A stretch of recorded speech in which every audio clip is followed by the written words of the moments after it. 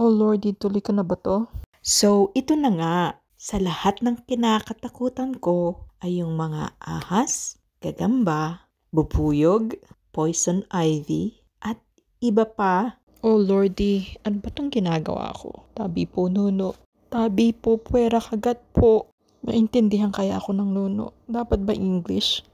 All that is for this sunflower fields na ito para lang makapag-video. Alam niyo po ba, hindi naman uso dito yung nanghahabol ng taga ang may-ari.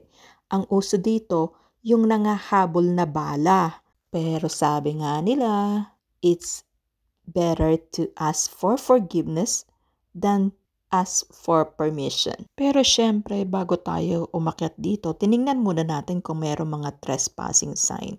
Wala naman. At saka hindi naman tayo mamimitas ng bulaklak. We're not going to vandalize the place. We are here to admire the beauty of their flowers or their produce. Anyway, dahil siguro nga marami ring humihinto at nag-video or nagtitake ng pictures, sanay na rin siguro ang may-ari. Explore pa natin ng konti. Hello mga kawifi, mga nakchi. Hi everybody. We are here at Pratt, Kansas, and I want to show you the sunflower farm. This is one block before our turn to go to Pratt County Fair. Actually, nalagpasan na namin ito at nirequest ko lang ang husband ko na bumalik para makapag-video ako on this farm. Anyways, mga kawifi, whatever you see, yung hanggang dulo, yung natatanaw ng inyong mga mata, yan ay sunflower farm at yan ay hindi po atin.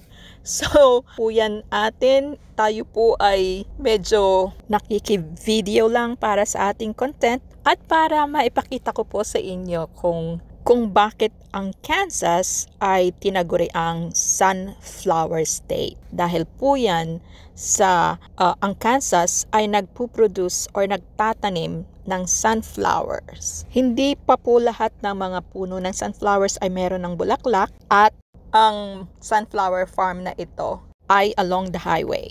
It looks like na hindi pa in full bloom ang ating mga sunflowers na narito. Maybe it will take like couple to 3 weeks bago pa mag-bloom lahat. Anyway, for now, this is our sunflower farm and this is our sunflower world. See ya!